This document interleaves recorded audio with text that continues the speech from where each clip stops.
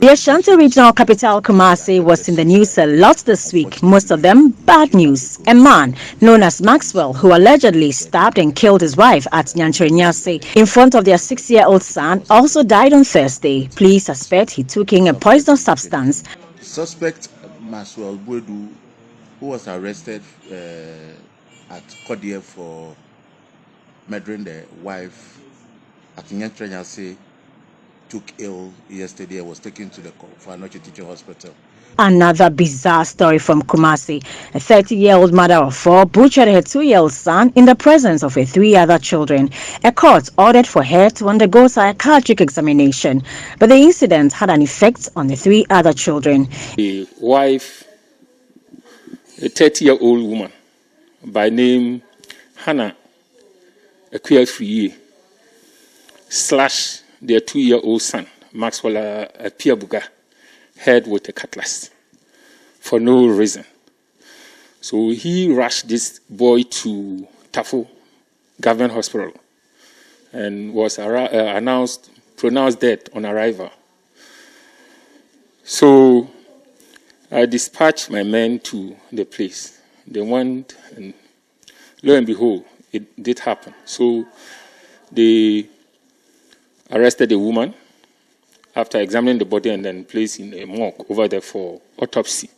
A watchman guarding the office of an aluminium product dealership was allegedly stabbed to death. Manager of the shop says the robbers made away with about 89,000 cedis and a power generator. I was told this morning that robbers have broken into my shop. When they called me, I told them to call the police. The gates had been opened when we got in. My security man had been killed and dragged inside the office. He was lying in this pool of blood. On Thursday, a 3-year-old boy was found dead in a private vehicle inside the premises of a church at Roman Hill in Kumasi.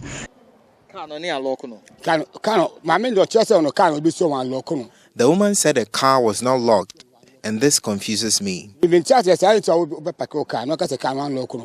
And this is what is raising eyebrows about what led to his death.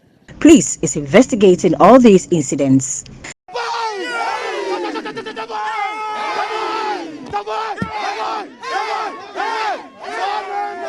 Those are aggrieved law students protesting what they say is a deliberate attempt by the General Legal Council to deny them access to legal education. We must solve today's problem before we think of the tomorrow's problem. If today's problem is not solved, we can never think of tomorrow's problem. We are calling upon His Lordship, Chief Justice. You are the chair of the General Legal Council. We need your assistance. Minority Leader Harry Naidrisu shared his thoughts about the matter. We share a strong view that legal education should not be reserved for a select few in our country. According to the president, however, there's no space in the law school for them. This is the problem. So there are others. There are several others before them. Finance Minister Ken Oforiatta informed us that.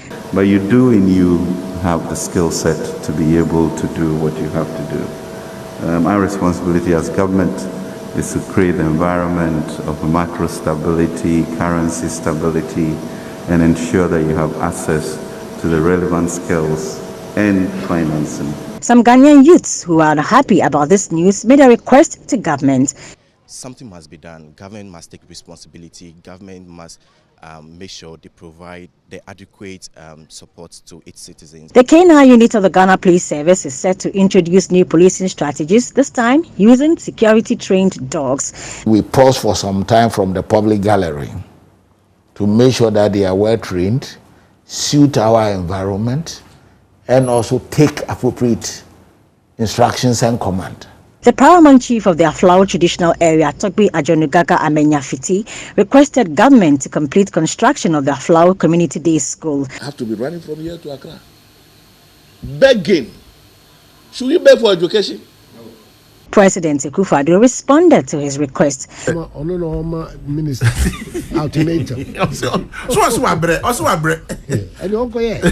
president also apologized to the residents of Cape Coast for stating that his government never promised to build a harbour in Cape Coast. I made a mistake. You did? Yeah, I made a mistake. We never committed ourselves. I never said I was going to build a harbor in Cape Coast. Comedian Funny Face was arrested for allegedly threatening certain individuals, including his ex-wife.